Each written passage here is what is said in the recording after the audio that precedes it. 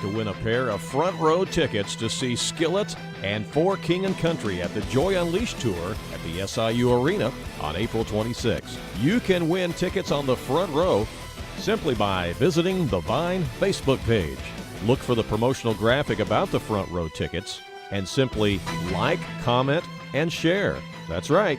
Just like, comment, and share underneath the promotional graphic about the front row ticket giveaway on the Vine Facebook page. It's that easy. And then this Wednesday, we'll draw out a name and give away a pair of front row tickets to the concert.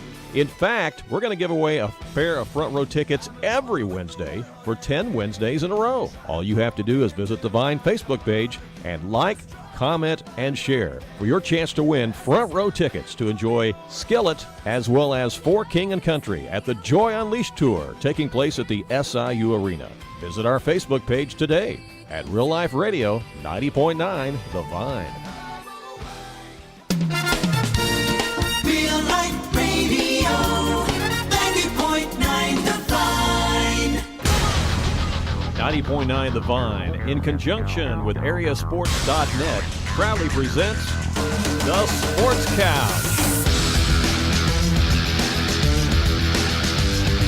The Sports Couch is the area's only locally produced weekly sports show that is live on FM radio and also streamed live on both of our websites at AreaSports.net and WVYN.org. Who will be on the couch this morning?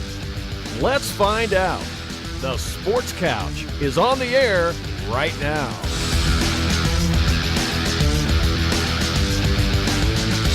And hello again, sports fans, and welcome back to another edition of the Sports Couch here on a Saturday morning. It's 90 minutes of great local sports talk. I'm Randy Olson, live in studio along with Danny Anselment. We were out last week. I made a little trip down to the Smoky Mountains, and you had a lot of basketball and other things going on too, but we're back in studio today. Yeah, you know, we were down at Benton there last week, and you were snow tubing. Yeah, I was snow tubing. Ah! Hey, it was a good time, though, really. I highly recommend it, snow tubing down at Gatlinburg. But you better hold on tight with both hands. But, hey, we're getting late into the basketball season now, Danny, and, of course, the girls are already in postseason play, and season came to an end for the Hamilton County Lady Foxes. Season came to an end for the Fairfield Lady Mules. You got the Mount Vernon Lady Rams in action against Centralia on Monday night as Mount Vernon's hosting a 3A regional this year. And just around the bend, the boys will be in postseason play as they start announcing some of the pairings and sites and seedings and stuff yesterday. Yeah, you know, hard to imagine basketball season is about over. But I told Claire, you know, we think about it, tonight will be game 90 for us. Is that right? Wow, 90. So it's been a long – somebody said they didn't think the wheels on my buggies that I pulled my equipment in was moving very fast the other night, and I said, no, they're kind of dragging to the finish line too. Yeah, that's right. Just like some of the players, you know, their legs are starting to get to them here late in the season when you get into late February. But we've got a lot to talk about this morning. Going to have some great coaches on the show this morning. I'm going to visit with Coach Sayler Shurtz of the Heron Tigers. We haven't had a chance to chat with him yet this year, and that's a team that is pretty dangerous, and they're much better than their record indicates. And he's done a terrific job in his first year there. Yes, he has, and got a bunch of young players, and they're definitely going to be a team to be reckoned with. And you get to postseason, I guarantee you, nobody's wanting to play them. No, I don't think so. And they've got some quality wins this year, some signature wins. Of course, they won the Consolation Championship down at El Dorado after losing on a buzzer beater to Carmine. We'll talk to him about all that coming up in the show, so that'll be fun. Brian Gamber is going to join us from the Woodlawn Cardinals. They got a huge win last night over Metro East Lutheran. That's a quality opponent. And then they just dismantled Wayne City earlier in the week and looked very impressive doing it. So we'll talk to Brian. You know, that team's always playing well when it comes to regional time, and look for them to make a run. We're also going to talk to your cousin, Mark Anselment. He is the head coach of the Olney Lady Tigers, and they've got a good program going on up there with high school basketball for girls. He's adapted well into that girls program up there, and his team, you talk about making a road trip for a regional, they're going to Carterville. That's a long way from Olney to Carterville. Thought they was going to go to Mount Vernon, and they stubbed their toe up at Salem and got sent to Carterville. That's a long way to go. Yeah, that's a long bus ride. I don't know how long that would take on a bus. That would be quite a while. A long time, yeah. Coach Scott McElravy, the Fairfield Mules, will also join us here in just a moment. They got another big win last night over Edwards County after going down to Carmi on Thursday night and beating Carmi at their place on senior night. Yeah, he got 3 good wins this week. He defeated Hamilton County at home on Tuesday night by 4. That was a game of 2 halves. The Mules led 41-16, and it finished 54-51, I think was the final or something like that. Yeah, I think that Hamilton County actually got the game back to 2 points at one point, so that was pretty interesting. And then it's Hall of Fame weekend in Mount Vernon. The Mount Vernon Township High School Sports Hall of Fame banquet is tonight at the new Shagnon Gymnasium. Last night they honored the Hall of Fame inductees in between the 2 games last night, the JV and the varsity game, when Centralia was in town to take on Mount Vernon last night. And some of those inductees we're going to talk to this morning. We're going to talk to Spencer Allen, who, of course, outstanding track and field star, not only at Mount Vernon High School, but also at Georgia Tech. We'll talk to Derek Harlan, also a Hall of Famer in multiple sports, and he went on and played baseball at Quincy College. We'll talk to him this morning. And we're going to talk to Lisa Turner. She is the cheerleading coach for Mount Vernon, and the 1997 cheerleading squad at Mount Vernon High School won the state championship that year in cheerleading. It was the first of a few different state championships that they've won, and so that team's going into the Hall of Fame tonight, so we'll talk to Lisa. So we got 7 different guests with us on the show this morning. It's going to be a busy time, so Danny, if you want to run through some of the scores from last night, I will get Coach McElravy on the phone. All right, Centralia holds off Mount Vernon 44-37. Marion defeated Altaw 52-51, and Carbondale over Cahokia 50-41. From the Black Diamond, Fairfield 48, Edwards County 45. Carmi 48, Hamilton County 41, El Dorado 70, Johnson City 35, Christopher 70, Vienna 43, and Cesar wins the Black Diamond West, defeating Goreville last night 73-52. From the Midland Trail, Wayne City took out some of their aggression on Sandoval 75-20, Weber 73, Grayville 46, Sisney 49, Christ-Our Rock 43, Woodlawn 71, Metro East Lutheran 65. Yeah, that's a quality win last night for Coach Brian Gamber and the Woodlawn Cardinals, stepping out of the conference last night and taking on Metro East Lutheran, because they play good competition over there in that area. And so we'll talk to him later on the show about that. But let's talk about last night's win for the Fairfield Mules. As Danny said, they were winners last night over Edwards County, and they picked up 3 wins this week. It's been a good week for the Mules, and Coach Scott McElravy's on the phone with us right now. Good morning, Scott. How are you? Hey, good morning, guys. I was just talking to you off mic there a second ago, wondering if you had any voice left after coaching 3 games this week. It's been a grueling week for you, but you got 3 wins. Hey, we did, and it's almost like the Carmine tournament midway tournament. I can't hardly speak this morning. Yeah. 3 conference games, and we had to make up with Carmine Thursday evening, and had to go 2 there, and then at Hamco, which is always a very tough place to play Tuesday, and then last night at home against Albion. So yeah, really pleased with the kids' effort this week. Yeah, I think it looks like they really turned the page this week and really stepped forward and made some strides. I was so impressed with the fact that you were able to go down to Carmi, down to their place on senior night, and beat them as badly as you did. I mean, you got out on them early, and that was impressive. Well, we switched some things up lineup-wise, and then also switched some things up with our zone, and that gave them some problems. You never know what's going to happen on senior nights. Sometimes you get just all-world performances from kids, and then at other times, maybe they're trying to do a little bit too much. Coach Wolf does a really good job with his team. He has all 5 senior-laden teams, so we were very fortunate to get the win there. Yeah, and this week they'll come back to your senior night, isn't that correct?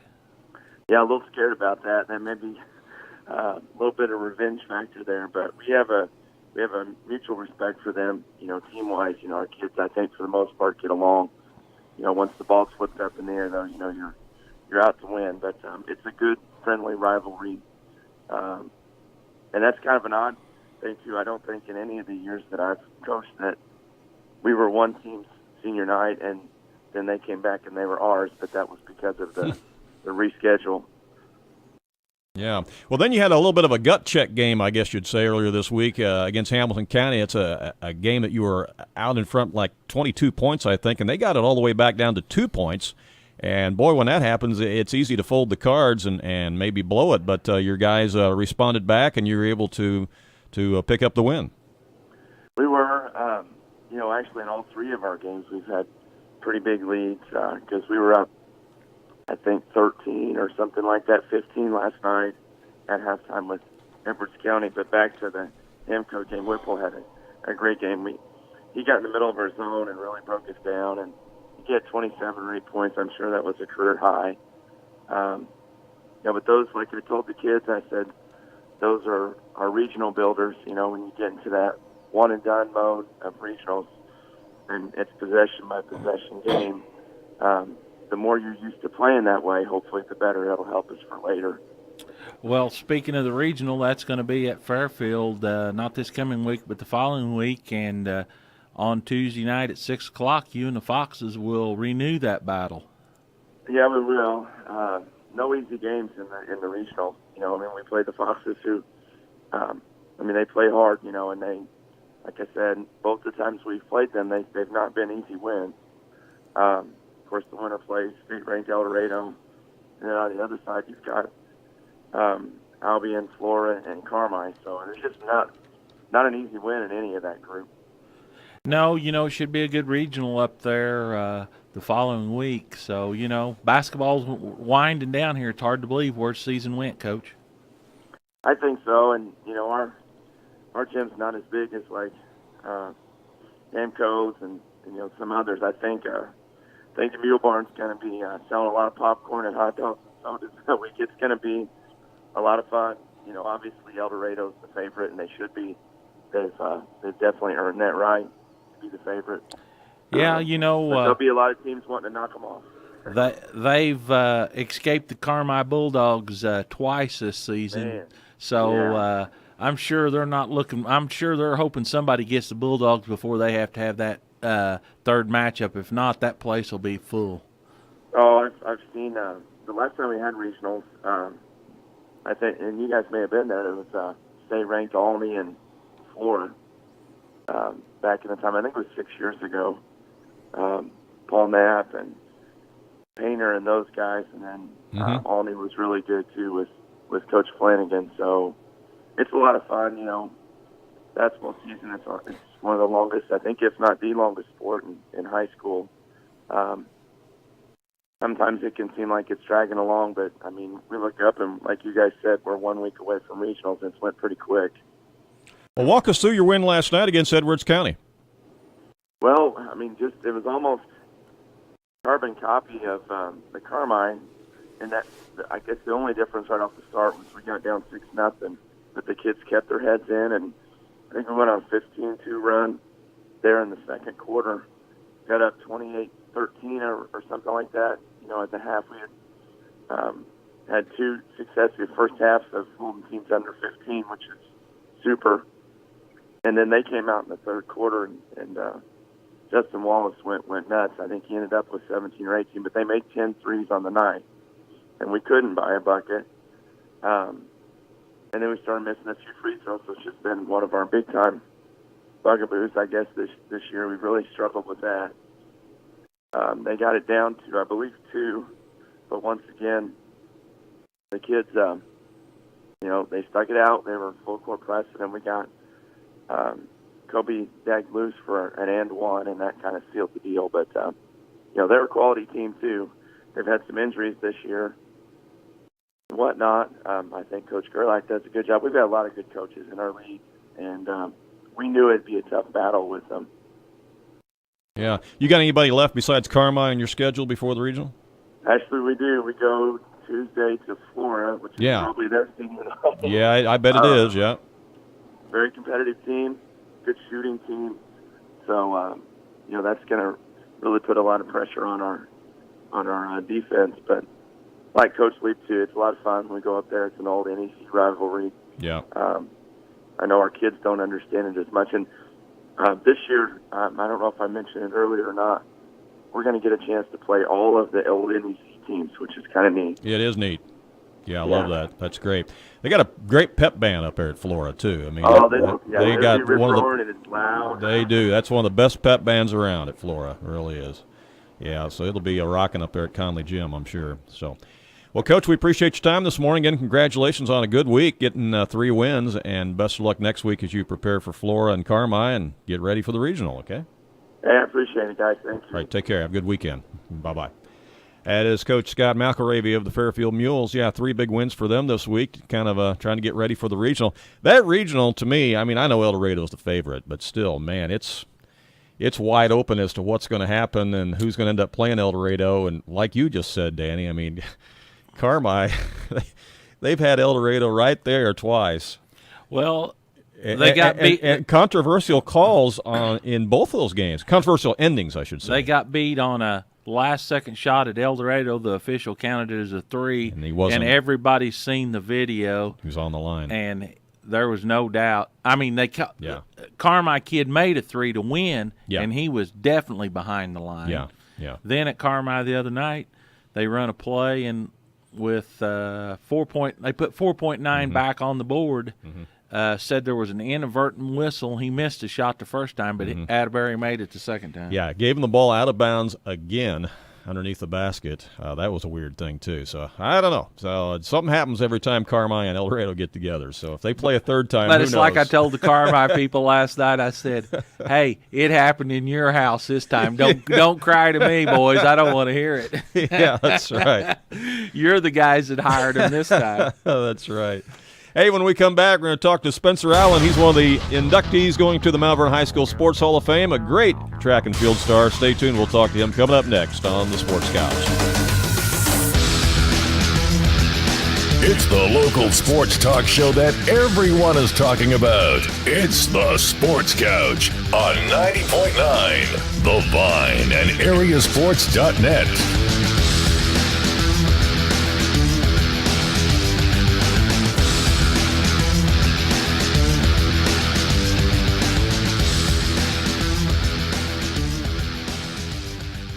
Now is the time to get ready for the mowing season, and Ben's Lawn Service and Trailer Sales in Benton is the place to start.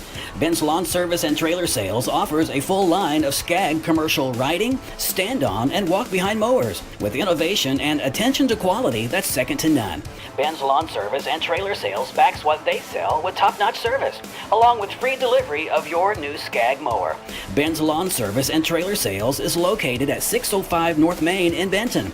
Their phone number is 435-5296, and their website is benslawnservice.com. You've heard the old saying, practice makes perfect. Well, there's actually a lot of truth to that, and you can get one-on-one instruction in baseball, softball, basketball, as well as speed and agility drills at the Sports Zone in Fairfield. The Sports Zone has been in business for quite some time now and has helped many area boy and girl athletes excel in their sport of choice. Lessons and practice times are available at convenient times that meet your schedule. The Sports Zone is located on Delaware Street in Fairfield, and we appreciate their support. Are you going out of town for a vacation or a weekend getaway? What are you going to do with your dog? That's easy. There's Jagger's Doggy Daycare in Mount Vernon.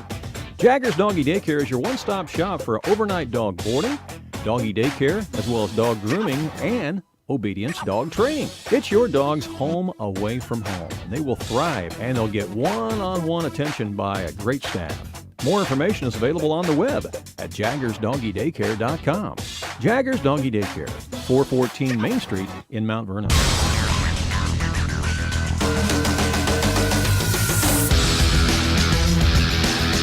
Welcome back to the Sports Couch here live on a Saturday morning on 105.5 and 90.9 The Vine Radio, and also streaming live worldwide on both of our websites. Live video streaming right now at AreaSports.net and live audio streaming at WVYN.org. I'm Randy Olson live in studio along with Danny Anselment. And, of course, it's Hall of Fame weekend in Mount Vernon, as the Mount Vernon High School Sports Hall of Fame banquet is tonight in the new Shagnon Gymnasium. Last night, in between games there at Shagnon Gym, they honored the new inductees going into the Hall of Fame between the varsity and JV game between Centralia and Mount Vernon. And one of those individual inductees going in the Hall of Fame this weekend is track star Spencer Allen. He joins us on the phone right now. Good morning, Spencer. How are you? Good morning. I'm doing all right. Hey, great to have you on the Sports Couch, and let us say congratulations to you for your induction to the Mount Vernon High School Sports Hall of Fame. Well, thank you so much. Yeah, it's great to be on with you this morning. Well, I'll tell you what, it's an honor that you definitely deserve. You were, of course, a state champion hurdle runner back in the day at Mount Vernon High School. You graduated in 2012, and that state championship, you're one of only, I think, 6 individual state champions in the history of Mount Vernon High School. So you're in rare company there, Spencer. Yeah, that's right. We need some more. That's for sure. Yeah, we do. Yeah, That's right. That's right. But that's that's so exciting to think back on that and what you did in high school, and certainly that was such a memorable time running for the Rams and doing what you did with the hurdles, and it took a lot of effort, a lot of hard work, and I know that your work ethic back in that time was you were just out there all the time on the track, and of course Coach Clint Turner and Brian Lee and others that worked with you, I know they were right there by your side. That's right. Yeah, it's as much as I worked, they were working with me just as much. So if I was in the weight room, they were most of the time there having to let me in, or if I was at the track, they were alongside me, giving me pointers or good criticism or just encouragement. So it was they worked just as hard as I did while I was there, including my teammates too. I think of Trace Turner and David Lee especially. They were two of my best friends and also two of my greatest supporters. So yeah. That's awesome. And you got to see all of them last night when you were at the game and being introduced there between games. They were all there last night too. Yeah, that's right. That's right. Yeah, it was a good opportunity to meet back up with them and talk to them for a bit. Yeah. Of course, that was the 110 high hurdles that you ran and got a state championship in high school, and you had a record time of 13.97. Now, when you go to Georgia Tech and you run track down there, and, of course, you were all ACC while you were at Georgia Tech, the height's a little bit different on the hurdles. The situation's different in college. Explain that to us. Yeah, so the height goes up about 3 inches, and really when I first got there, I didn't think it'd make that much of a difference. I thought I'd just kind of and because I had gone over some college highs while I was in high school somewhat, and so it wasn't my first time over them, but it ended up giving me a whole lot more trouble than I expected. So it took a while to get used to. Yeah, it's all about form, isn't it? I mean, you have to really learn how to jump at that height and get the right form down. It's not easy. That's right. Yeah, everything changes. Things shift.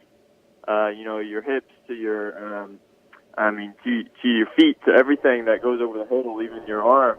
Everything shifts. I guess about 3 inches. And so, if you're used to going a little lower, then you're going to start smashing hurdles and knocking them all down, which I did quite often. Yeah. So, yeah.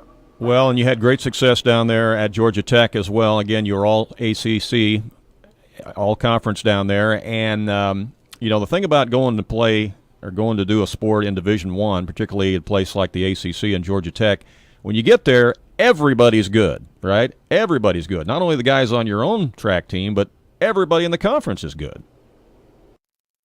Yeah, that's right.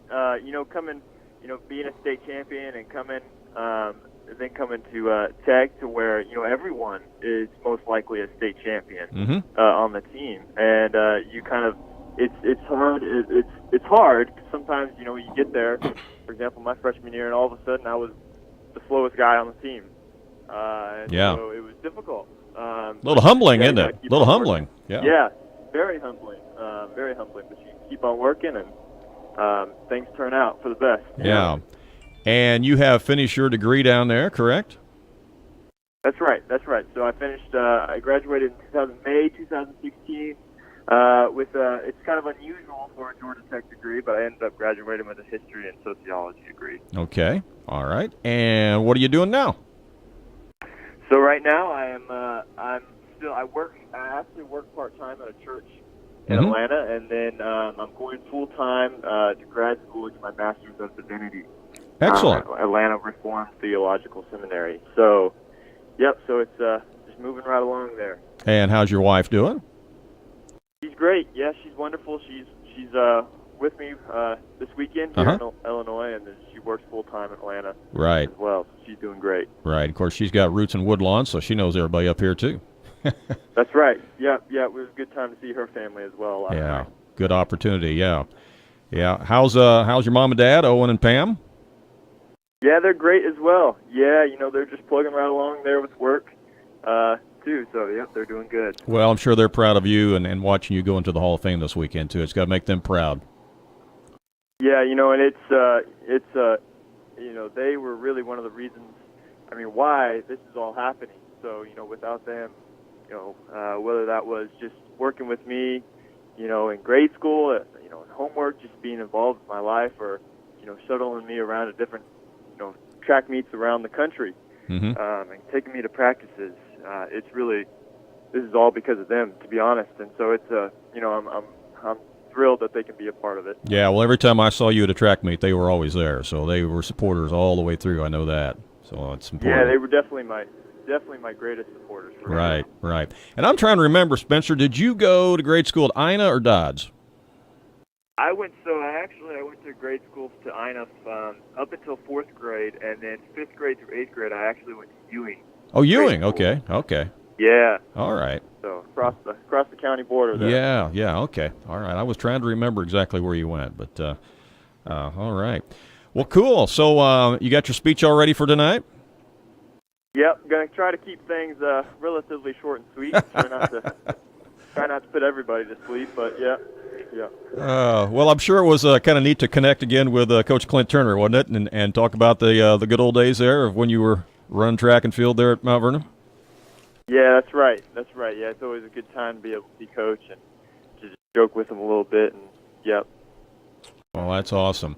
Well, we're really proud of you and glad that you're getting the honor that you deserve, and want to again say congratulations and wish you the best as you continue with your studies there and getting your master's degree in divinity there, and keep working hard, and I know doors will open for you, Spencer. Well, thank you so much. Yeah, it's been a great opportunity, and I love Mount Vernon High School, and I'm just extremely proud to represent them. So yeah, thank you so much for having me on. Sure. Was that your first time in the new gym in the new school last night? Well, it was kind of my first official time. I've been in there just recently, right after they built it, but just for a quick moment. And then I was out. So it was kind of the first, especially the first basketball game. And that kind of thing well, I got to tell you, get in with people there. Yeah, I got to tell you, that was the biggest crowd they've had in the new gym to date. Was last night. That's the biggest crowd I've seen in there yet. So. Oh, really? Yeah, you were in front of a big crowd last night when you walked out on the floor. It was pretty well full. So yeah, that was great to see. Really great to see. Yeah, that's good. That's good. Yeah, that's awesome. Yeah. Well, Spencer, again, congratulations, and enjoy it tonight, and have a great weekend and a safe trip back down south, too, all right? All right. Yeah, thanks so much, Randy, Danny. Yep, have a good morning. You too, Spencer. Take care now. All righty. Bye-bye. All righty. Bye.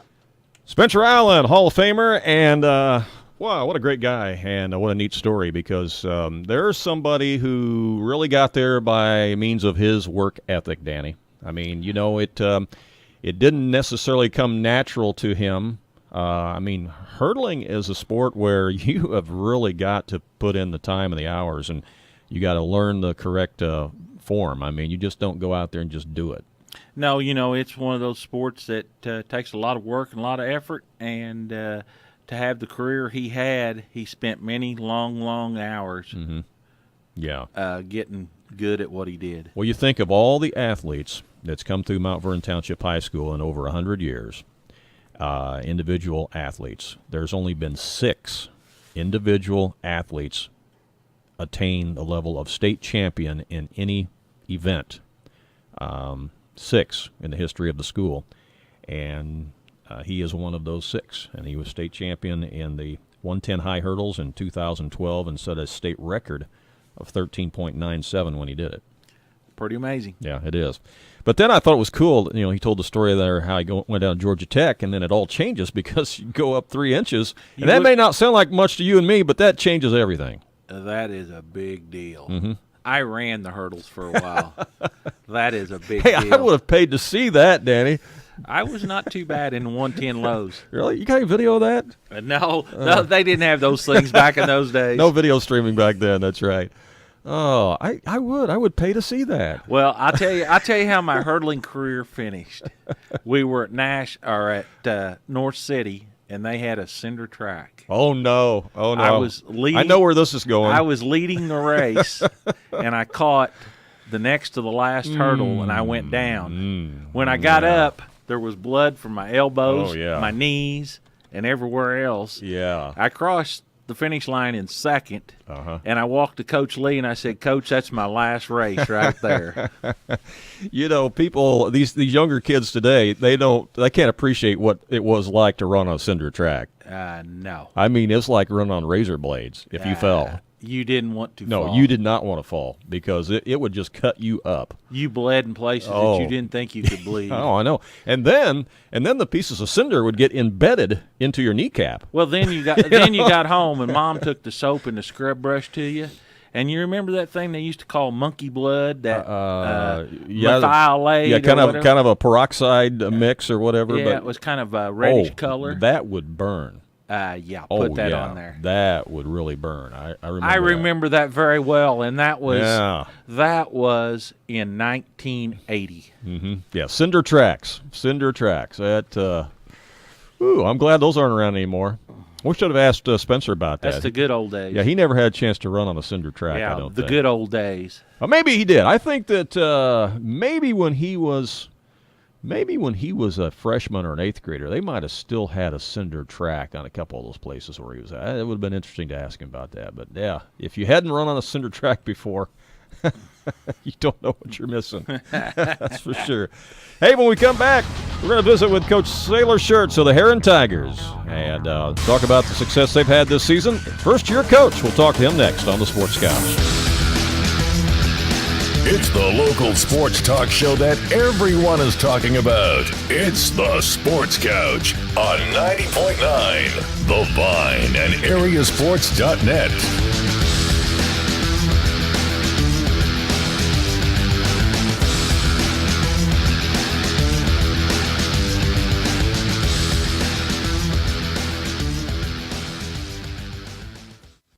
Attention ladies, Valentine's Day is almost here, and you might be wondering what to get your husband or boyfriend. Well, you could give him another Valentine's card, but we both know it'll end up lost in his desk or maybe sandwiched between the refrigerator magnet and eventually underneath the fridge where you probably have to clean it up. Well, here's an idea. How about a gift card from Roadhouse Harley-Davidson in Mount Vernon? That way, he chooses what he wants. Gift cards at Roadhouse Harley-Davidson can be used for parts, clothing, or anything he chooses. Roadhouse Harley-Davidson on the frontage road next to I-57 in Mount Vernon. This is your home for best Christian music. WVYN, Blueford, Wayne City, Fairfield, Mount Vernon. And now on Translator, W288CO Centralia, broadcasting at 105.5. A service of Real Life Radio Foundation. The best Christian music. 90.9 The Vine. People all over Southern Illinois get their Mexican fix at Agave Mexican Restaurant in Mount Vernon. When you want delicious Mexican food 7 days a week, Agave is open for your convenience. And they have a private dining room for special meetings, birthday parties, or anniversaries. They also have a kids menu with a $1.99 kids special on Mondays. And join their discount text club at Agave Mexican Restaurant, where their full menu is online. Agave Mexican Restaurant, 300 South 44th Street on the frontage road in Mount Vernon. Accidents happen. It's part of life. But when an accident occurs with your car or truck, you can count on the professionals at Sesser Auto Body in Sesser. Whether you have a collision with a deer, a building, a parking post, or another vehicle, Sesser Auto Body in Sesser can restore your car or truck to look like nothing ever happened. That's why many people in Southern Illinois refer to Sesser Auto Body as the Collision Pros.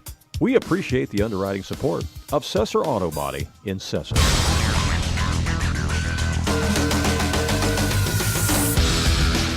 Welcome back to the Sports Couch here live on a Saturday morning on 105.5 and 90.9 The Vine Radio, and also streaming live worldwide on both of our websites. We have live video streaming right now at AreaSports.net and live audio streaming at WVYN.org, and also some of you listening on our mobile app, our free mobile app that you can download for WVYN. We appreciate you being with us here this morning on the Sports Couch. Well, we're going to chat right now with the head coach of the Harran Tigers. We haven't had a chance to talk to him this season on the Sports Couch, Danny, but we've been impressed by his coaching efforts so far this year as the first-year coach for the Harran Tigers, and that is Sayler Shurtz, who joins us right now. Good morning, Coach. How are you? Good morning, Randy. Appreciate you and Danny having me on this morning. Well, it's a pleasure to have you on, and I got to tell you, we were impressed watching you coach there, particularly down at the El Dorado Holiday Tournament. You lost that heartbreaker game there, at the buzzer to Carmi, but you bounced back and you ran all the way through the rest of the competition and won the consolation championship. And I'll tell you what, your team is so much better than what the record indicates. Yeah, I think you're right. Our crew's been playing a lot better lately, and that first game in that EHT was a tough game. Losing a buzzer beater from Carmine, but we were able to kind of regroup and finish that tournament off. I loved playing in that tournament, loved coaching in it. It's just a good experience for the kids. And lately we've been playing some competitive games, and we're learning how to kind of win those games at the end. Now, like you said, our record isn't exactly a stunning record, but we're playing a lot better and we're competing well. Well, Coach, your team down there at the El Dorado Holiday Tournament, even I just felt as the week went on down there, it just got better. You got a lot of young kids. You got some kids that are going to be pretty talented down there at Heron. Yeah, we've got we start a couple sophomores, a couple of juniors, and then we got our guy Bronson Nestler that's been there forever. He's been there 3 years in the program starting. And you guys know, as a young team, you'll just get better as you go along the season. These guys are starting to become better ball players, starting to learn the game, the pace of the game. We've always had some talent, I think, in those classes, but junior high ball and freshman ball and JV ball is just a little different from that varsity game. And they're starting to come into their own. Your team picked up a big win last week down at Benton against a good T-Town team. Talk a little bit about that. Well, actually, we didn't pull that one off. That one was ended up being a close one. And T-Town, they're a very good ball club. They got us at the end. But, they start 6'6", 6'5", 6'4", 3, and 6'1". And we had a little with their size. But, yeah, we played with them to the end. And T-Town, they've been a powerhouse for a while, and they nipped it. But very good ball club, and being able to compete with a strong team like that. What I love about those guys, they're just a bunch of strong farm boys that are going to compete, and I have a lot of respect for those guys over there. Well, you did get a quality win earlier this week against Harrisburg, and also a while back you beat Mount Vernon as well. Those are two excellent wins, and again, you're going against a lot of teams that are taller than you, but you're holding your own. Yeah, we talked about it. We needed kind of a staple win and kind of grow some confidence with our guys. And we played Mount Vernon, a very good South 7 ball club, and we saw them earlier in the year. And they got us about 10 or 12 points. But we had them at home, and we played kind of a more complete game against the Mount Vernon Rams, and were able to come out with a W. And then Harrisburg this week, very proud of the guys, being able to get a team in conference like the Harrisburg Bulldogs. Coach Smith-Peter does a great job over there. And, just gaining some confidence, saying, hey, we can play with these guys and we can beat these guys. Well, I made the comment earlier this morning that the Heron Tigers will be a team when you get around the postseason. Teams will start looking at that and they think, oh, man, we're going to draw the Heron Tigers. And there's nobody looking forward to that right now. Well, that's what I told the guys to go. It's not about how you start, it's about how you finish. We want to be peaking at the end of the season as we go into postseason play. And if we're playing our best basketball, we don't mind going in there and giving anybody our best shot. And we've got the confidence right now that, like I said, we can beat anybody when it comes down to postseason, whoever. Well, you got a lot of clones on that team. You're about all the same size. You don't have the big guys, but you got a bunch of clones and some interchangeable parts, it seems. And the other thing that we've noticed is that your Heron Tiger players are all very unselfish. I mean, they really move the ball around very, very well, and they don't seem to be concerned with who is scoring, just make sure they do score. Yeah, and I think that's part of the success we've had lately. Like you said, we're very similar from 1 through 5. And what we're doing lately is just playing to our strengths. We don't have a bunch of big hosses out there, but we've got some guys that can get up and down the floor and just playing unselfish basketball, getting after it defensively, causing some havoc there, and then just trying to run on some people and score that way. It's been fun watching them lately because you're right, they played unselfish, and they're really just playing to their strengths. and I think that's why we've had a little bit of success lately. Well, Coach, this has had to be a very interesting year for you, coming into Heron with a new coaching job, competing in that tough river-to-river conference. Talk a little bit about your first year here. Yeah, first year, I'm blessed to be here at Heron. It's a town full of hardworking people, and I think that's what our basketball program wants to reflect. And you're right, going in the river-to-river Ohio Conference, you look around and you see a bunch of Hall of Fame coaches. It can be kind of intimidating sometimes, but I played in this conference. I'm thankful to be coaching in it. And what's great about it is, first year at the high school coaching is just able to learn some things you've done well and some things that you could get better at. And it's been a great experience. And I think these close games we've been in, these battles we've been in, really going to pay off in the future, and going to pay off as we get closer to regional time. Your dad doesn't call you and give you any advice, does he? Oh yeah, I light him up on the phone all the time. He says he talks about it. He goes, I don't know how you can do it still. I don't think I could do it right now, but yeah, he's been very helpful. I said, try to get you. He's retired now. I'm going to try to get him out of the recliner and maybe on the bench with me. Well, good luck with that, because I talked to him last year, and he was looking very forward to that retirement mode. Oh, yeah, well, he tells me, he goes, I think I'm busier now helping out. He does the honey-do list. Mom's got him on that one. So, yeah. No, he's enjoyed watching it, and you should see some of the people's faces when he's got a Heron Tiger shirt on when we're playing Benton. So he's been helpful, and it's been fun for him as well. Boy, that's a pretty humbling experience for him, I'm sure. You don't think he gets razzed about that, do you?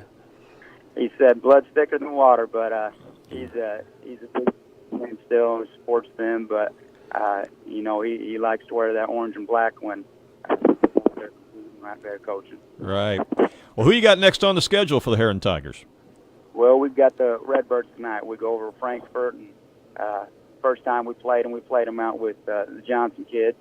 He'll be back, and they're kind of like us. They're kind of a sneaky crew. They can play with anybody, and Coach Tony does a great job over there. And we'll go over there, try to finish out. We've got them tonight, and then Harrisburg next week, and we'll finish with Massac. So conference is winding down, and we're getting everybody's best shot as well, trying to give everybody their best shot. So, boy, you got 3 cupcakes to finish out the season. How'd you arrange that? Yeah, I don't know about that. I told our guys that you look on that schedule, every one of them's a battle, and got to come to play every single night. So. Well, Coach, I thought going into the El Dorado Holiday Tournament, I said that in the first round there, the 2 danger games was the West Frankfort game and the Heron game, and both of those teams proved me right. Yeah, it's we start out in that pyramid tournament, and we're playing the Collinsville's, Marions right off the bat, and you'll kind of find out what team you are playing those guys. And we thought we maybe get a little better seed, but once you get in the tournament, like you said, it doesn't matter. You just got to play the games. That's such a fun tournament to play in, and I thought we had that first one, but the Carmike kid threw one in, and it was just. It had to be the perfect rebound, perfect pass, perfect shot, and they got all 3. But it was an exciting game and an exciting tournament. The atmosphere there at that tournament, I don't know about you, but there's just nothing any better than that tournament right there. I mean, that place is packed from beginning to end. People are into it. They love good basketball, great facility to play in, and that had to be quite an experience for your team.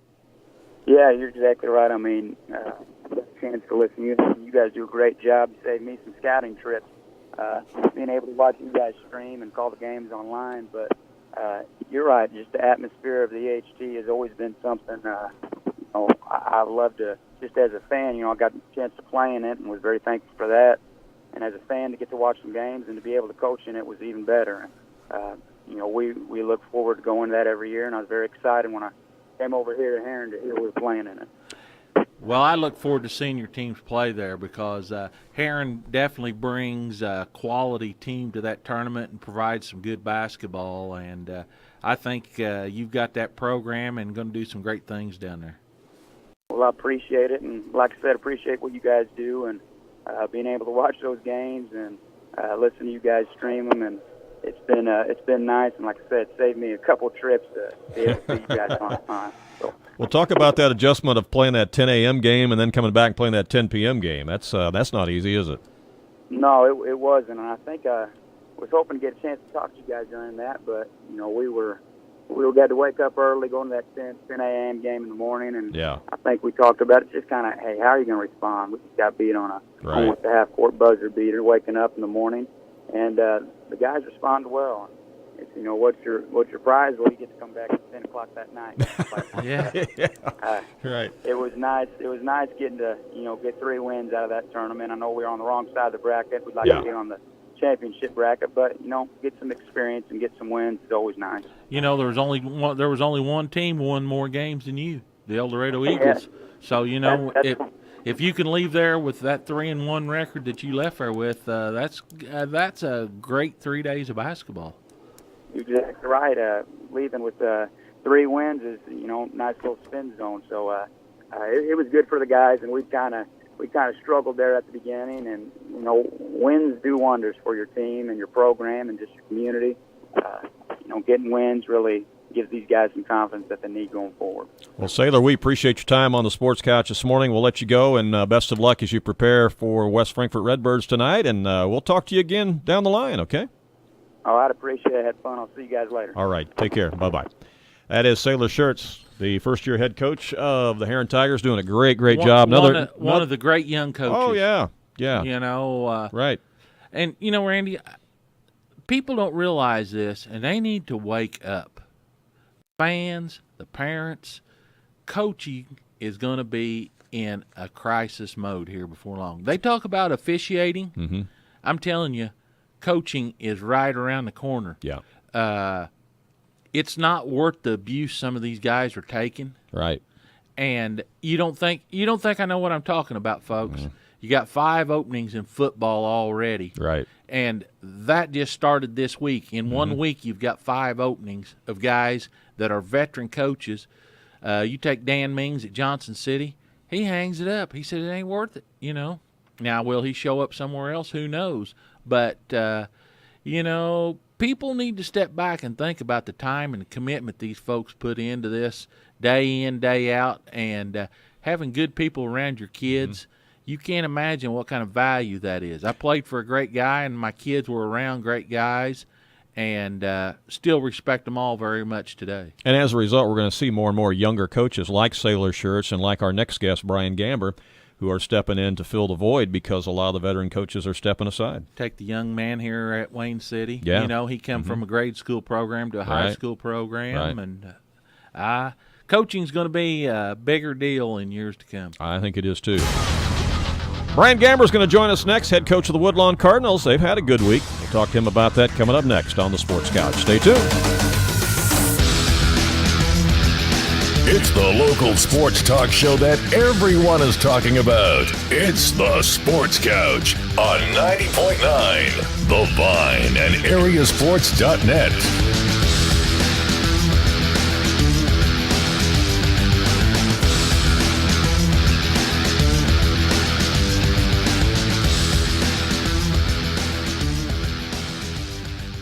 Music and ministry on the Vine is provided by Tony Wilt State Farm Insurance Agency in Mount Vernon. Tony Wilt State Farm Insurance Agency specializes in providing your life, health, auto, and home insurance, as well as complete financial services. They are located at 4121 South Water Tower Place in Mount Vernon. Their phone number is 242-1421, and their website is TonyWilt.com. We are grateful for their underwriting support. Choosing a construction company is a big decision because many companies come and go. That's why Greenwald & Sons Construction is a name you can trust. With over 40 years of experience, Greenwald & Sons Construction in Wayne City and Mount Vernon specialize in residential and commercial construction, as well as remodeling. They'll be happy to talk to you about a church addition, business expansion, or new home construction. Greenwald & Sons Construction, the experts you can depend upon. Their number is 895-2044. Monthly financial support of local Christian radio is provided by Home Source Warehouse in Mount Vernon. Located 4 miles north of Mount Vernon on Route 37, Home Source Warehouse offers a warehouse full of quality furniture and mattresses with legendary service. Open Thursday and Friday 10 to 6, Saturday 10 to 3. You can find them on Facebook, and their website is homesourcewarehouse.net. Their phone number is 204-5515. Home Source Warehouse, where style is affordable.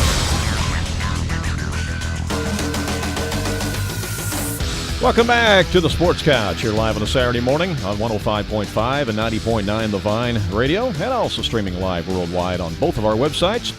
Live video streaming right now at AreaSports.net, live audio streaming at WVYN.org, and of course, also you can listen on our Vine mobile app. On your mobile device, just download our free Vine mobile app through WVYN. All right, well, the Woodlawn Cardinals have had a good week. They got a win earlier this week against Wayne City at Wayne City, and they stepped out of the conference last night to play a quality opponent, Metro East Lutheran. They won that game 71-65. Let's talk to head coach Brian Gamber right now. Good morning, Brian. How are you? Hey, I'm doing good, guys. How are you? Good. Great to have you on the show. And, yes, been a good week for your Woodlawn Cardinals. Couple of great wins, one over Wayne City and one last night over Metro East Lutheran. Let's talk about it. Yeah, really good week for our guys. Going into Tuesday, we knew Wayne City was playing really good basketball. They beat some really good teams and seemed like they were playing well. And so we knew that, we were going to have a tough task in front of us, especially going on the road and, having a chance to, for us, clinch the conference outright, and they were kind of scrapping to see if both of us could get one loss and share it.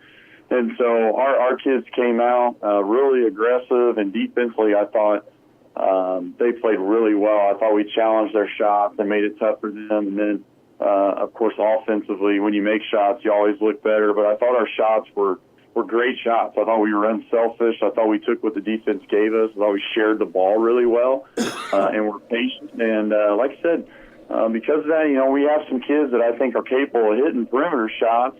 And up to this point in the year, not that they haven't made any, but I just felt like, maybe now we're starting to catch our stride. And really our last two games have probably been our best two games that we've had all year. And that's what you want this time of year. So, absolutely. Last night was a little bit different opponent as far as we really haven't seen that much size and athleticism in a long time, probably since our first tournament at Carlisle. So to be able to play somebody like that, you just can't simulate, the pressure, the speed, the quickness, the size that they can give us. And our kids responded. We got off to a slow start last night. We missed our first 7 shots. We got down 14-2. Would have been easy for our kids to kind of, just fall apart and let them just kind of run it up on us. But we stuck in there. We started making some shots. We cleaned up some things defensively, and man, we had a big second half, and it was a good win for our kids for sure. Well, that's great. Well, let's back up to that Tuesday game, because I was there to broadcast and video stream that game at Wayne City. And, the Indians have been real successful at running that 1-2-2 zone trap this year, and you guys handled the pressure fine, and you actually pulled them out of their zone pretty early on by hitting those perimeter shots and forced them to go to a man. And, I talked a lot on the broadcast about the fact you were hitting so many outside shots. I think you had 10 threes in that game. But the other thing that really impressed me in that game, Brian, was how well you guarded the Indians. I mean, your defense was really pretty stifling on Tuesday night against Wayne City. Yeah, I thought so. I thought our kids were engaged, and that's one thing that we just kept working towards. And, as time goes on, if you want to win big games, you got to guard people. There's just no way around it. You got to limit second chances. You got to take away the strengths of the other team as far as offensively. And I really thought Tuesday night our kids were dialed in, and I thought we guarded them extremely well. I thought we challenged their perimeter shooters. I thought we did a nice job on the drive. I thought our other guys were in pretty good help, whenever they did, because they've got plenty of guys that can score. Obviously, the O'Neill kid does a good job attacking the basket. And they've got some good athletes that can get on the offensive glass and give them some second chances. So that was the whole key. I mean, obviously, yeah, we made 10 threes, and offensively, that's probably one of our best games that we've had. But, you hold them to 38 points, and that's how you win. And that's what plays here in a week when we get into postseason, because you're going to have nights where, you miss shots, and you don't want to, especially postseason, just say, we weren't making shots, because there's no tomorrow after that. So we're just trying to teach our kids to learn to guard hard every single possession and realize that, if you take one possession off, that could be the difference between winning and losing a big game. So that was a good test for us, and to be able to guard Wayne City that has so many weapons, who was playing so well, that was obviously a good win for our kids as well. Yeah, defense doesn't take a night off. I mean, even if you're not hitting those 10 threes, defense, you can't take a night off, because the defense will win you games. And I was real impressed with how you guarded that night for sure. Well, the pairings and stuff have been announced now for the postseason play in the regional. And so what do you think in what you're seeing out there? Yeah, I'd be lying if I said I wasn't a little bit surprised that we ended up with the 3 seed. I really felt like going into it, with the schedule we play and our overall record and the wins that we had against the teams in our subsectional, I kind of was thinking we were going to be a 1 or a 2. But, it really doesn't matter. I mean, as the 3, we're going to Ziegler. We're going to have to play really well to give ourselves a chance to win a regional, and that's no different than if you were anywhere else. Even if you're a 1 or a 2 seed, you're going to have to play good basketball, and we know we got our work cut out for us. We start with Ziegler at Ziegler, and if you advance from there, then you get the winner of Steelville, Waltonville, and then of course the top seed is Sesser, and everybody knows how good they are. So it's a tough challenge ahead of us, but the one good thing is we don't really talk about it right now with our kids, just because our kids just like playing. I mean, we're just focused on trying to get us as best as we can and playing our best basketball. And they're doing that. I mean, I think we're kind of hitting our stride right now. And, of course, we got a huge game, next Friday night when Cairo comes into town. But, I told them Metro East last night and Cairo this next Friday, you couldn't ask for 2 better games and 2 better teams to get you ready for the postseason, because you're not going to be able to simulate or see that quickness and that athleticism from anybody, just because those are 2 of the better teams around. So I think we're doing all the things that we need to do to get us ready to go. But I'm sure every coach would tell you that when it comes to postseason time, there's so many different factors that come into play. And, the one and done changes everything. It just takes, one night where you get a couple kids in foul trouble or have a poor shooting night, and unfortunately that's it. And your season can come to an end in a hurry.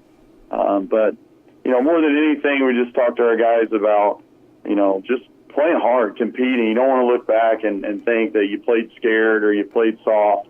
And I don't think we're going to do that. Our kids like to play, and effort has been there every single game. So I'm looking forward to it. Obviously it's going to be difficult, but that's the way it should be. If it was easy, you wouldn't want to do it. So the hard is what makes it good. And we're ready to kind of keep this thing rolling, and hopefully we're playing our best basketball in a week. Well, your team's a prime example of that last season. You head down to that regional, and you're just a little above 500, and the next thing you know, you're playing down at Carbondale at the SIU Arena. Yeah. Last year, and the same thing, I said it last year, that group had played good basketball. It just, we had so many games that came down to, 1 or 2 possessions, and we were just trying to find ways to win those games. But we had done enough to give ourselves a chance. And then in the postseason, you got to get some breaks, you got to hit some shots. And obviously we came out and defensively, I mean, we always guarded really well last year. And that's kind of the things that we're trying to hit on this year. It's just a different group. One thing, last year is, we were 500, but, we had several seniors, upperclassmen that were kind of, leading the show. And now we got young kids. We got a lot of sophomores and freshmen playing. But the one thing I will say, and it's been consistent all year, is I don't think they know they're freshmen and sophomores. They just play. I mean, they compete, and they really don't care the fact that, they're younger kids, and they're not going to back down from anybody, that's for sure. So we'll see what we can do. But like I said, you get hot at the right time, anybody can make a run, and we know everybody's dangerous, so we're going to have to play really well. Yeah, your freshmen and sophomores are definitely not playing like freshmen and sophomores. They definitely look like veterans out there. They're playing really, really well. I think these 2 additions to your schedule, Brian, have been outstanding. This game with Metro East Lutheran, and then the game next week with Cairo. Great additions to your schedule to prepare you. Yeah, huge. Metro East, we kind of had an opportunity to get them last year. And you know, Shane, he does such a good job getting our schedule tough and difficult and playing good teams at a high level. And so we jumped on that, and, you know, that was a good game for us last year. And like I said, this year, you know, I mean, they got 6'7", 6'5" around the basket who are good, and they've got plenty of guys around the perimeter that could shoot.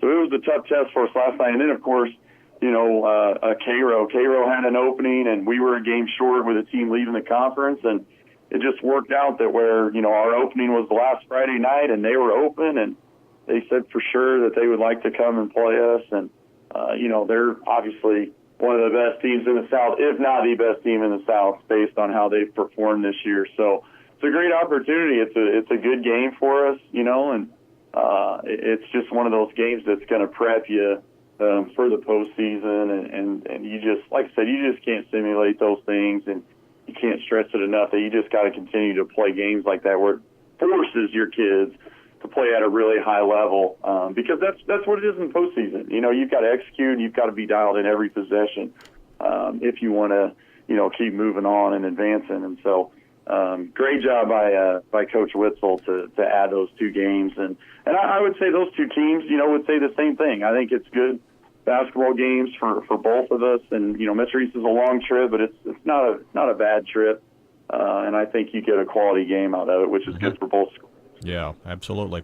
Well, Brian, hey, we appreciate your time on the Sports Couch this morning. Congratulations on what's been a real successful week for your Woodlawn Cardinals, and best of luck as you prepare for Cairo next week and then postseason after that, all right? All right, thank you very much for having me on. I appreciate it. All right, have a good weekend now. Okay, and take care. Thank you, too. Bye-bye. It's Brian Gamber, head coach of the Woodlawn Cardinals, and, boy, he's got them playing really, really well right now at the right time of the year, and that could be a preview game. That game with Cairo could be a preview of something down the road. That's exactly what I was thinking. What a great opportunity for both of those teams to play each other, because they could be colliding further on down that tournament trail, and now they'll have a little sense of familiarity about each other. That's right. Yeah, pretty neat. Well, coming up next, we're going to talk to Coach Lisa Turner, the cheerleading coach at Mount Vernon High School. They won the state championship in 1997, and that 1997 cheer squad is being honored tonight in the Mount Vernon Township High School Sports Hall of Fame banquet. We will talk to Lisa about that squad coming up next here on the Sports Couch. Stay tuned. Got some pictures to show you from that team, too. It's the local sports talk show that everyone is talking about. It's the Sports Couch on 90.9 The Vine and AreaSports.net.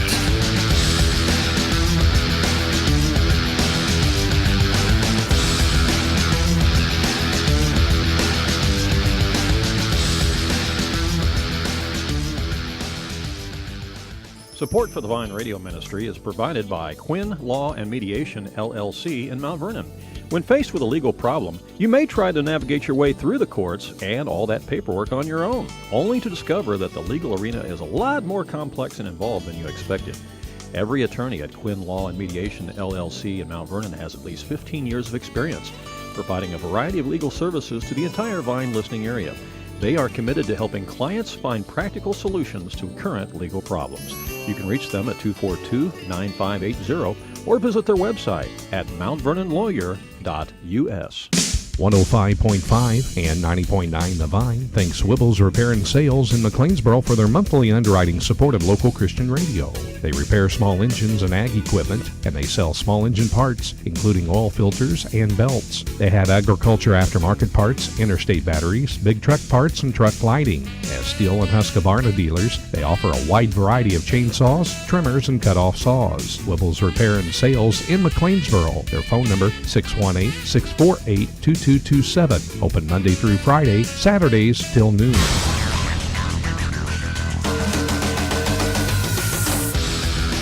Welcome back to the Sports Couch. You're live on a Saturday morning on 105.5 and 90.9 The Vine Radio, and also streaming live worldwide on both of our websites. We have live video streaming right now at AreaSports.net, live audio streaming at WVYN.org, and of course you can listen on the Vine mobile app as well at WVYN, our free Vine mobile app for your mobile device. I'm Randy Olson in studio along with Danny Anselment, and the Mount Vernon Township High School Sports Hall of Fame banquet is tonight. And last night, in between the JV and the varsity game, when the Rams took on the Centralia Orphans, they honored the class, the inductees. They're going in this year, and one of the teams that's going in this year is the 1997 Mount Vernon cheerleading squad, because they were the state champions of the ICCA state cheerleading competition that year. It was the first of a few different state championships that the cheerleading program has won at Mount Vernon. And that group of girls from 1997 is going into the Hall of Fame tonight, along with their coach, Lisa Turner, who joins us right now. Good morning, Lisa. How are you? Oh, good morning, Randy. I'm just woke up with a big smile on my face today. Well, I bet you did. Oh, absolutely. I bet you did. It was a great night last night. Yeah, real great night last night. Well, it was good to see so many of the girls from that 1997 squad come back to be honored, and hopefully more of them will be there tonight for the banquet. Yes. I think we had 7 of the kids there last night. Gosh, I can't really say kids anymore, can I? No. These young women. Yeah, a lot of them are mothers themselves, you know. Absolutely. We will have Stacy Bullock, which she's on an Amtrak train on the way down from Chicago right now, so she'll be joining us tonight. Kind of sad, there was 2 members that can't be here, Mahadi Love and Amanda Terry. We're sad that we couldn't actually get a hold of Amanda Terry, so I'm just so sick that she's missing, but hopefully, we'll get word to her and soon. We're all trying. So. Yeah. Well, for those people who are watching our live video stream right now on AreaSports.net, I've got some pictures I'm putting up on the screen for those people who to see photos from your 1997 cheer squad. And one thing I noticed right away is the cheerleading uniforms were a lot different in 1997, weren't they? Oh, we've had the best time with that, with our kids that we have now. And just looking back, we actually posted the video of their routine on our site that our kids go in to check things. And, just the trends and stuff that really change, hairstyles and skirts and tops. And, it is quite a bit different. I'm sure like with every sport uniform that's out there. But, yeah, we've enjoyed that. Well, walk us back to 1997 and what you recall about that year and what a special time it was with that group of cheerleaders that made it all the way to the state finals there at Springfield and brought home the big trophy. Well, absolutely. I think anybody that has coached a team with this caliber, that, number one, they were so individually committed to getting better in their skills, and it started when they were very young, taking gymnastics and all the way pushing themselves, and not an attitude at all on this team. They really wanted each other to do well, and we spent a lot of time together. There was summer camps, and we did 2 or 3 competitions, and just all the practices. And this team at the time, we did not have any mats, and so we were practicing in the lobby of H Building. On the concrete. Seriously? Seriously? Yes. I mean, a lot of our competitors had a full set of mats, and they were used to practicing on it. Our kids didn't get on mats until the actual day of competition. Wow. Now, Coach Tickner would allow us to come in after his practices and get on the mats, the wrestling mats. So we did practice sometimes if time allotted for us to do that. We would get to practice on the wrestling mats. So that was our time that we really try our more difficult stunts and tricks and gymnastics, for the safety purposes. But not only these kids were, they had good hearts, Randy. I mean, just their inner sunshine. They were just great kids, still are great adults. And I have to say that they kept me at practice long time because they would not want to leave, and they would want to practice more. They wanted it perfect, and I would be ready to go thinking, this is just fine, you guys are ready to go, and we would be there an extra 30 minutes because they wanted to do the routine again and make it perfect or more perfect than what I thought. So, you just have to have that kind of mentality if you want to be good, and it can't just come from a few of your team members. It was every one of them. So that's one of the things I remember. And the other thing that is just really special is that they were funny. They were, Clint was saying last night, my husband, he was saying, how neat that this is the team, the first cheerleading team to go in, because they really, people just like being around them. Other schools, the teachers, the other coaches like being around our kids because they have this really unique, fun personality that just drew people to them, and they used it in a real positive way, and just really, I'm so thankful I got to coach this group. It was such a blessing. Well, the other thing that I notice about that group versus the cheerleading squads we see today is that the numbers are a lot different. There's only 10 people, only 10 cheerleaders on this squad, and now you got, 49? Yeah, 52? No. I think we our numbers are around 35 there. Right? Okay, well. No, but well, that's still triple the size, more than triple the size. So. Yes. Now it's different. We compete with as for our varsity competitive team, we do compete with 15 usually, 15 or 16. But we do take more for the basketball games and to cheer basketball because we want more kids to be involved. We have to be a little bit more selective with skills for our competitive teams, but we want more kids to be involved, and it looks nice to have a whole big group out there, and that's really neat. But yeah, we when I first took over the program, and this was how it was for years, they picked 6 freshmen that had their own squad, 6 sophomores, and then 8 juniors and seniors. And so I remember just the year before I had asked Mr. Krell, Doug, I'm like, I need 2 more, and he'd be okay. We'll get 2 more, and then I just snuck them in on him. The next year I'd say, I need 2 more, and yeah, I think that was a standing joke with Doug for years. He would just say, Lisa, you need 2 more? I know, right? That's kind of a standing quote that Doug had there for a while. You need 2 more? Yes. Yeah. Exactly. So I kind of just snuck it in on funny. him. But he was up for my game. Well, one thing about having so many cheerleaders that you do now, though, is that you've also got backups and alternates because, hey, back then in this squad that we're looking at, 1997, you didn't have any backups, really, unless you went down to the JV level because you just had these 10 cheerleaders, and that's all you had. Yes. Well, let me tell you a little story. This is interesting. So after we competed, it was, I think that used to be where the state finals were in March, and then we immediately our basketball team was awesome that year, and they made it to the state finals as well. Right. And we were in the super sectional game with the 10 kids that we had, and one of our members, Blair Mannon, did a tumbling pass and completely tore her Achilles tendon, and I had to get her to the hospital and in Carbondale, and then we got her back to Mount Vernon. And we won that game. We won that super sectional game. Right. And so the basketball team's going to stay. Right. Cheer's going with them because we won the cheer championships. They asked us to perform at what they call the IHSA experience.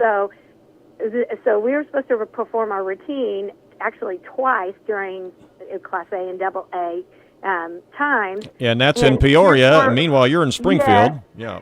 Right. Yeah. And so poor Blair, she has her surgery on Monday, and that's a big deal. Achilles tendon is a complete tear. They had to complete repair, and she was on the bus on Thursday night with our team going up there. We had a wheelchair that we just popped out, and she was not going to miss that basketball game. And, the pain, bless her heart, she was on, some pain relievers prescription. And, of course, we messed with her with that. But it was just a really neat experience. And so what we had to do was we had to pull somebody up from JV. And so they had to fit Blair's uniform because we only had one uniform. Right. And so the person that got selected based on height was Holly Harvey, and she's Holly Shirley now. So anyway, she got to be pulled up because of that, and she quick learned, some of Blair's parts, and we were able to use her and stuff and go and enjoy That's a the great basketball story. tournament. That's a great story. Yeah. Special year, 1997, with the Rams going to the state tournament in basketball and you winning the state championship in cheerleading. That's pretty neat. Yeah, it was awful special. Yeah. And, that group of young men that went, that was such a young class. Right. It was just neat. It was a real special time in Mount Vernon history. Yeah, a lot of those guys were sophomores, actually. Kent Williams and those guys were sophomores. Yeah. That's right. They were babies. Yeah, they were. Well, we're out of time, Lisa, but we appreciate it. This interview's been phenomenal. It has been phenomenal. But I want to just tell you, thank you to the Vine. God bless you guys. Thank you for doing what you do every day. And thanks for having me. All right. Well, see, I had to use the word phenomenal because you hadn't used it yet. And usually you do, so I had to slip that in there. I had a beeper to shut my mouth. Okay. All right. She lives with a phenomenal husband. Yeah, she does live with a phenomenal husband. Yeah, Clint Turner. That's right. That's great. Lisa, thanks for your time this morning. Congratulations, and enjoy your banquet tonight, okay? All right. Thanks so much. All right. Okay. Bye-bye. Bye-bye. Lisa Turner, cheerleading coach there at Mount Vernon High School, as the 1997 cheer squad goes into the Hall of Fame tonight. They were state champs that year. Danny, if you want to run through scores again real quick, I'll get your cousin, Mark Anselment, on the line. He's the head girls coach there at Olney, and we're going to talk about the Olney Lady Tigers here in just a moment. If you can run through some scores. Alrighty. All right. Centralia defeated Mount Vernon last night 44-37. Marion beat Altoff 52-51. Carbondale 50, Cahokia 41. From the Black Diamond, Fairfield 48, Edwards County 45. Carmi defeats Hamilton County 48-41. El Dorado all over Johnson City 70-35. Christopher beats Vienna 70-43. Cesar wins the Black Diamond West, defeating Goreville 73-52. Goreville's kind of on a little downward spiral right now. From the Midland Trail, Wayne City over Sandoval 75-20. Weber Township defeated Grayville 73-46. Sisney defeats Christ Our Rock 49-43. Woodlawn goes to Metro East Lutheran 71-65 was that final. From the Little Illini, Flora beats Paris 76-64. Olney 62, Newton 51. Robinson 71, Red Hill 51, Casey Westfield 79, Lawrenceville 65. From the River to River, Pinckneyville over AJ 74-67. Massac defeats Heron 70-51. Murfreesboro defeats West Frankfort 51-43. Benton over Harrisburg 58-51. Benton clinches at least a share of that side of the division. Nashville 59, Carterville 34, DuQuoin 60, and Sparta 42. All right. And again, you can check out all those scores, of course, on our sports website at AreaSports.net. Well, Danny, I don't think we've ever had your cousin on the show before. This is kind of cool. First time. Yeah, this is kind of cool. Mark Anselment, he is the head coach of the Olney Lady Tigers, and they've had a very successful season this year. We're going to talk to him right now. Good morning, Mark. How are you? Hey, good morning. Thanks for having me on. You bet. Good to have you. Well, Mark, talk a little bit about this Olney Tiger team that you have. You've won the Little Illini Conference up there, and you're getting ready to start regional play this week. Yeah, we got a busy day today. I'm actually getting ready to do our all-conference selection and then head to Effingham and play them for our last regular season game. So, we got our hands full today. They're a really good team. I think they're probably top 5 in 3A, and then we've, as you said, we start regionals this week. So your team is going to head to Carterville. Is that correct? Yes, we will. We got the 4 seed. We're fortunate enough to get the bye in the first round, and we'll play the winner of Heron and Murfreesboro. Okay, that's going to be quite a little bus ride from Olney to Heron. Yeah, as we tell our kids, every game matters, and unfortunately, we dropped one midwinter in January to Salem. We had about a 14-point lead going into the fourth quarter, and they made a run on us, and we ended up dropping that one. That was a big game that came back and haunted us. Cost us probably the 2 or the 3 seed and an extra hour and a half down to Carterville. So in our subsection, we have Mount Vernon or Carterville as our as the hosting school. So we'll be driving by Mount Vernon and giving them a wave and keep on driving to Carterville. We'll talk a little bit about your team, Mark. Talk about some of your key players that you have with this group of young ladies. Really proud of them. We're not a really deep team. We go about 7, and we're pretty young. I've got 2 seniors on the team. One's a starter, and from there on, we've got juniors and sophomores. So not real deep, but we're a little experienced. I mean, everybody's back from last year. Julie Luna, our senior that starts, is a 4-year starter for us. She's won multiple MVPs of tournaments. She won the MVP of the Mattoon Holiday Tournament. So just a really good player. Going to be moving on to the next level. She's not signed anywhere yet, but we anticipate that's going to happen pretty soon.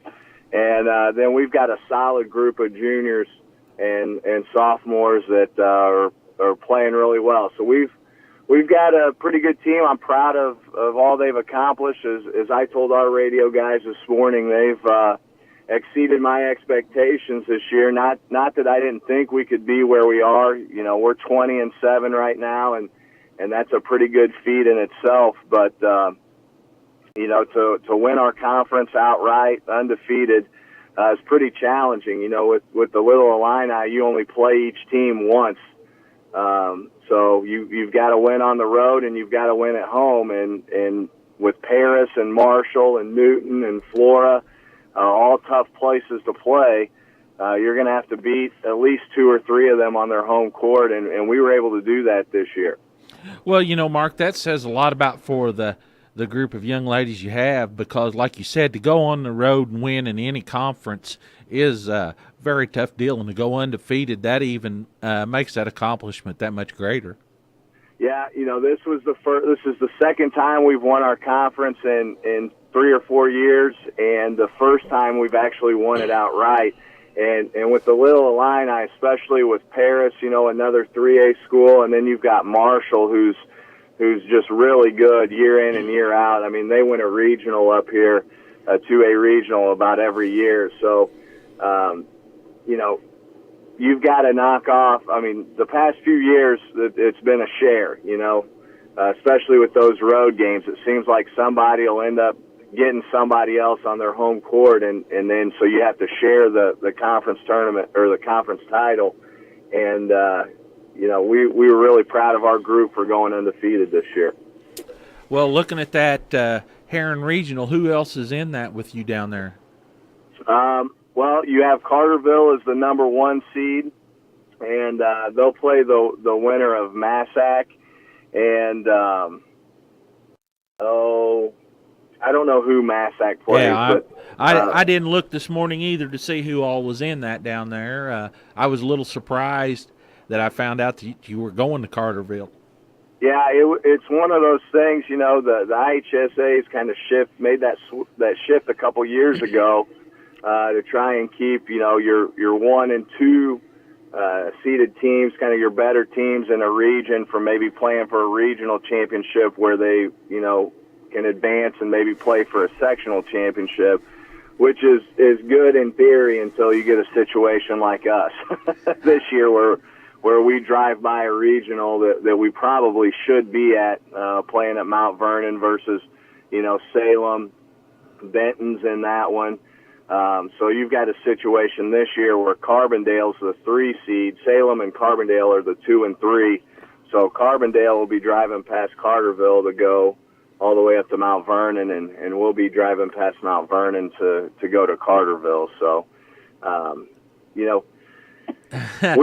been fortunate to get some coaches down there to share some film with me. So, I've gotten to get a look at Murfreesboro and Heron. That's, we've been a one game at a time team all year, not looking too far ahead. So, I've gotten film on everybody that we could potentially play.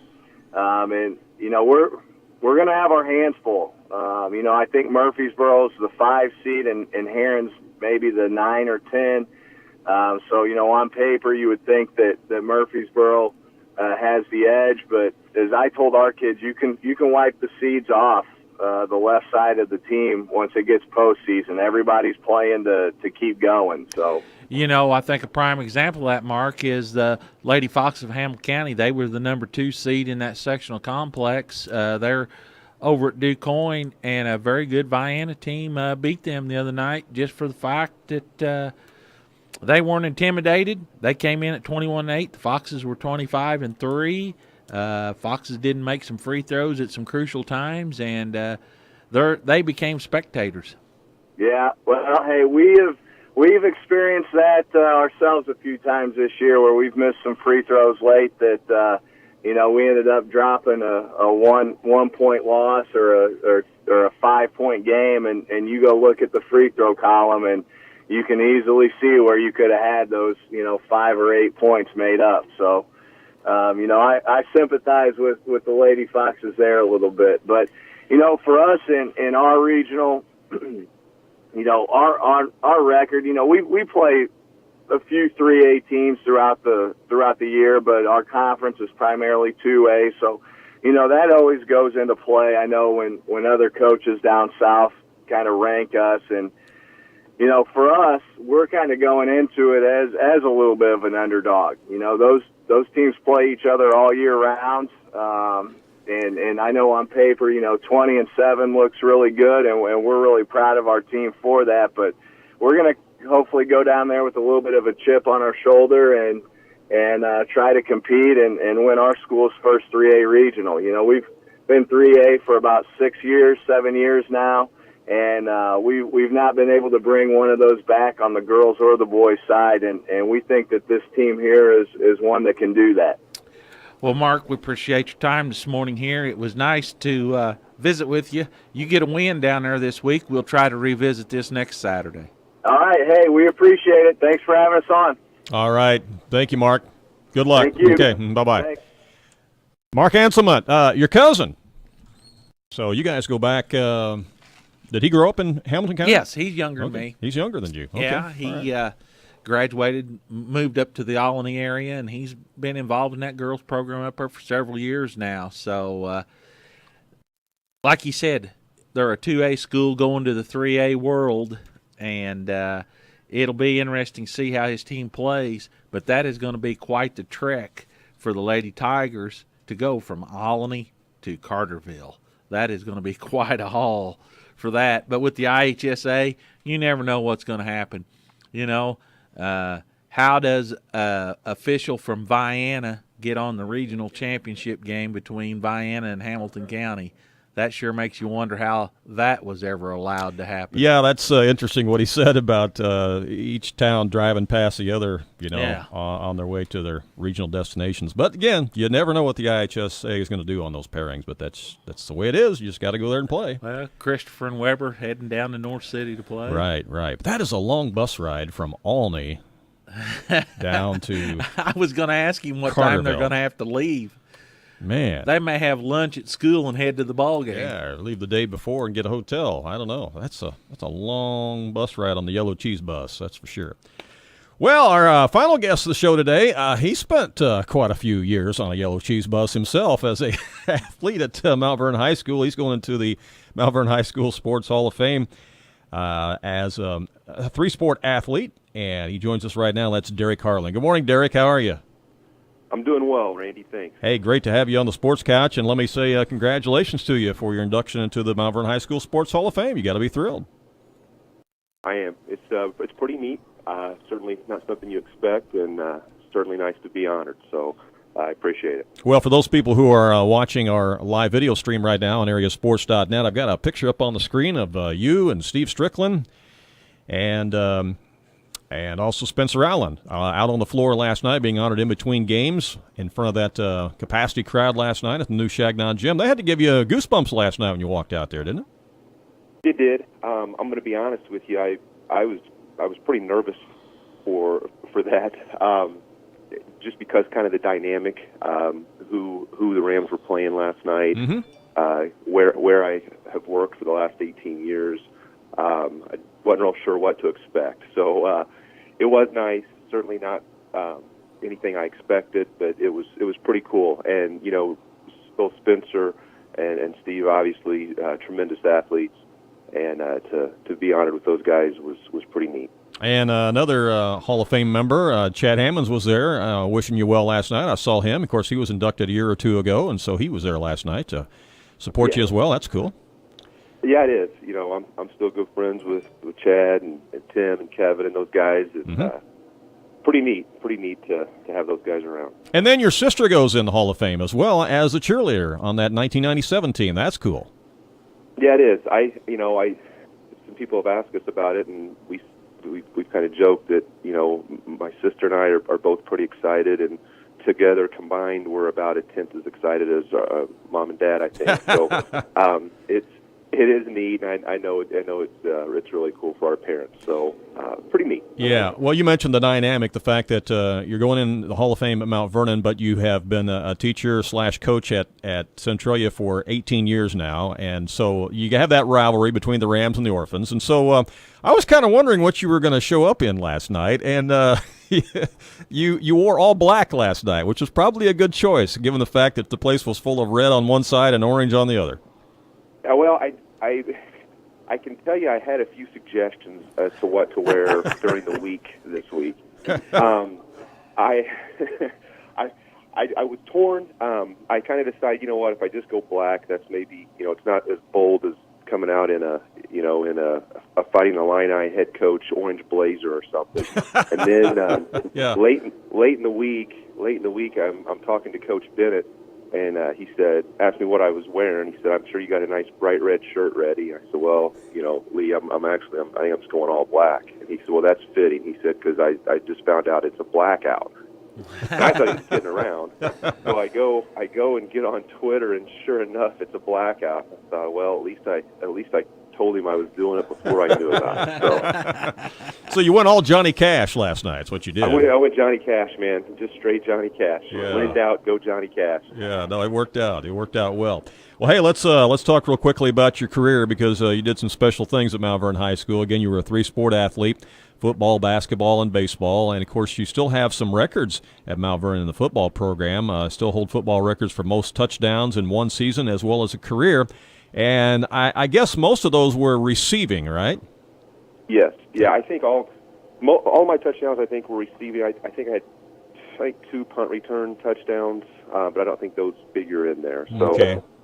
They were receptions. Yeah, I didn't know if you ever ran one in on a jet sweep or if they did that back then. So I didn't know if you had we did some of that stuff, but we had enough weapons that they didn't really have to rely on me to do that. I think that's probably what maybe gets.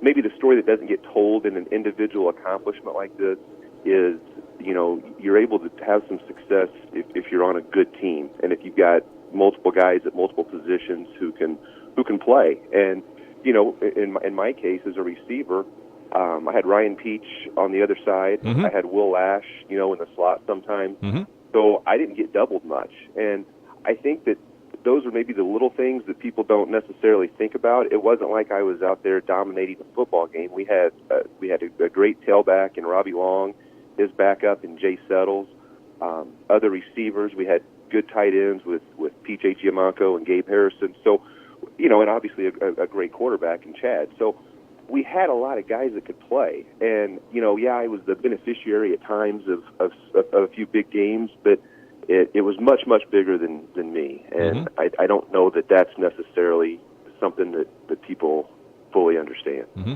Well, again, you were successful at all three sports at high school, but you went on to play baseball, first of all at Wren Lake, where you were the most valuable player down at Wren Lake College, and then you went on and played a couple of seasons at Quincy College.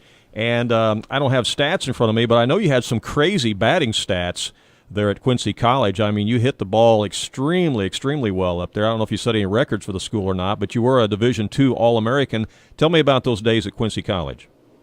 Well, they were great. I sometimes people ask me like, why'd you go to Quincy? Of all places, Quincy. It's kind of in the middle of nowhere. It's nice and it's good and cold through the winter and early spring. The first thing I would have to say is I played for a gentleman named Pat Atwell, And to this day, you will not find a better human being than Pat Atwell. He was one of the greatest coaches that I've obviously ever played for, and he was a great motivator. He pushed us, and he put a lot of pieces together. We were pretty good. We had a lot of guys. My sophomore year at Rend Lake, when I was being recruited, and I've told people I went to Rend Lake because I wanted to play Division I baseball, and I had some Division I offers, and they weren't, when I say that, it wasn't like Miami, Florida State, and USC was who I was choosing between. They were mid-level D1 schools, but I knew a lot of the guys that Quincy was recruiting, and we'd played against each other in the GRAC, and some of us had talked, and we kind of were in the same boat. We were getting recruited by a lot of the same schools, the D1 schools, as well as Quincy. And we kind of just, said, listen, this is the guy we want to play for. He's by far the best coach out of all these guys we've talked to. Let's just all go there and see what happens. And, we were pretty good. I was in a good lineup. It's kind of the same thing as football in high school. The numbers ended up being there in the end. Because I had guys on base in front of me. I had a guy who was a draft pick of the Padres hitting behind me, so I got pitched to. I didn't get walked a lot, and and I was able to take advantage of that and had some individual success. But I will say this too, Randy. Probably the biggest difference, because if you looked at my career trajectory, I had a much better senior year than I had previous years, across the board, and it wasn't like I found the fountain of youth or Michael Jordan's secret sauce or whatever he had in Space Jam.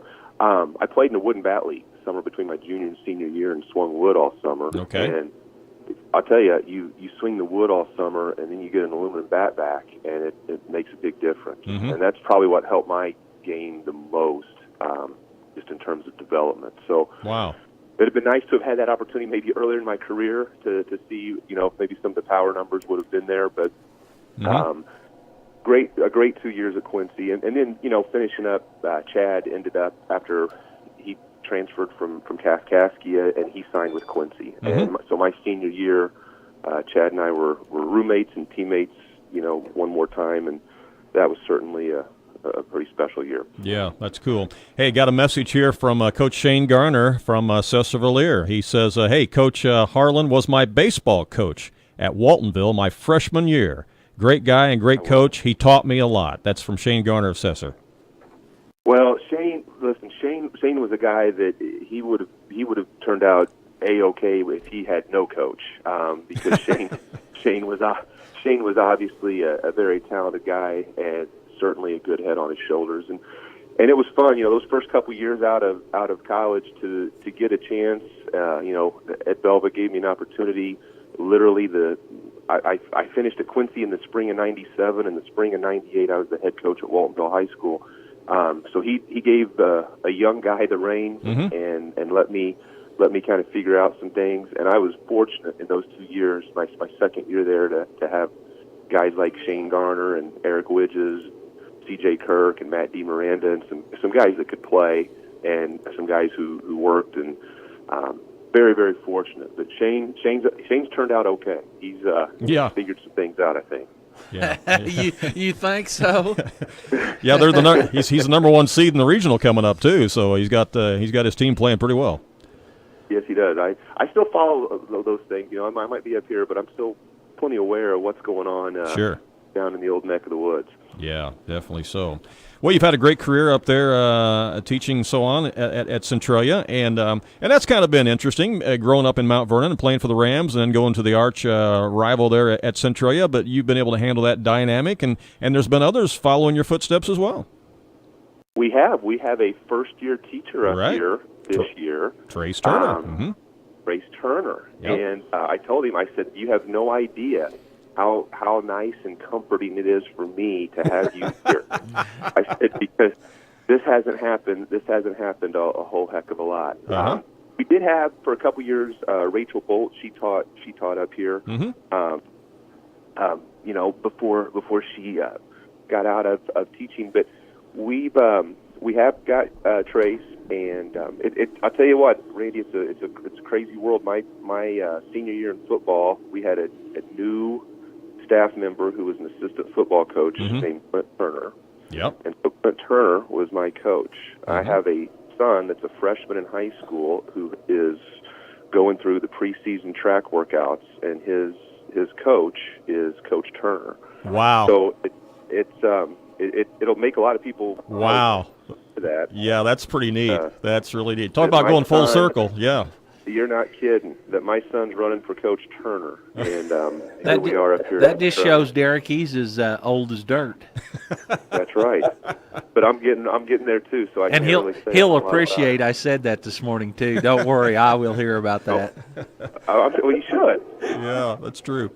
Hey, well, I got to say, last night when you were introduced and you walked across the floor at the between games during the Hall of Fame introductions last night, it was kind of cool to see you get a standing ovation from both the Mount Vernon fans as well as the Centralia fans. Everybody equally shared in that last night, and so I thought that was great. That was awesome. So well, I'll tell you, and I don't want to get emotional saying it, but it means a lot because you just don't know what to expect in those moments. And you know, I told a few people this week, I said, you know, I feel like I'm kind of blowing my cover. I've been up here long enough that I know there's a lot of kids and parents who don't even know I'm from Mount Vernon. And so it was neat.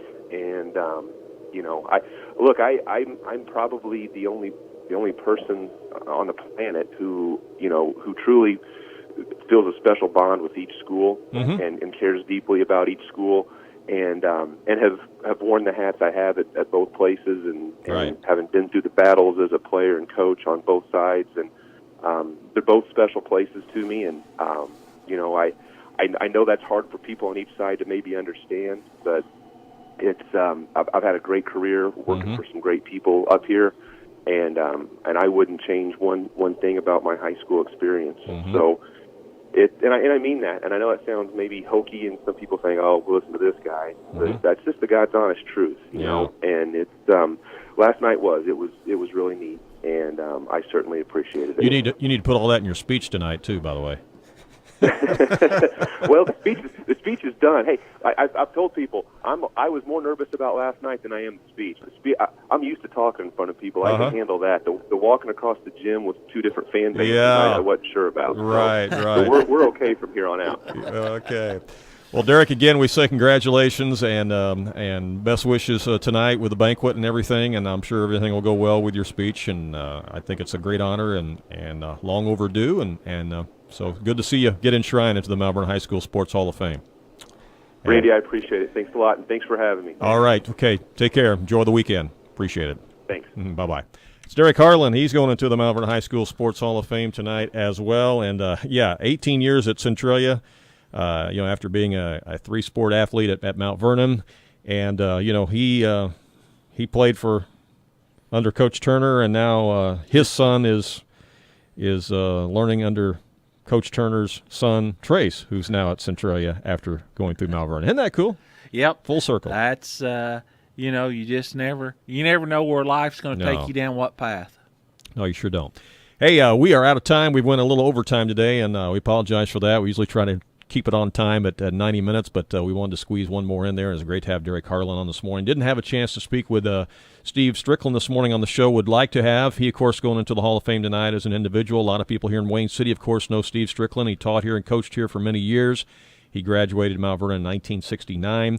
And we've had him on the Sports Couch before, though, of course, and he was on that Elite 8 team for the Rams in 68 and 69, his senior season.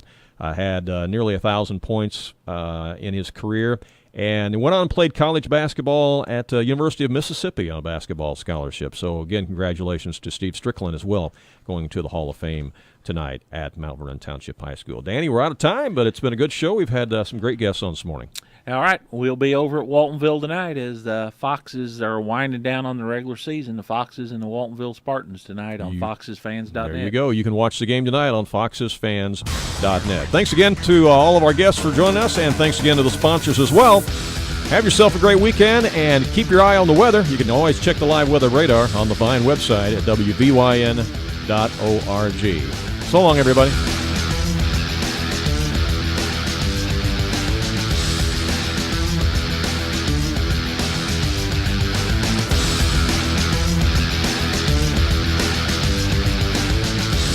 This is your home for best Christian music. WVYN, Blueford, Wayne City, Fairfield, Mount Vernon. And now on Translator, W288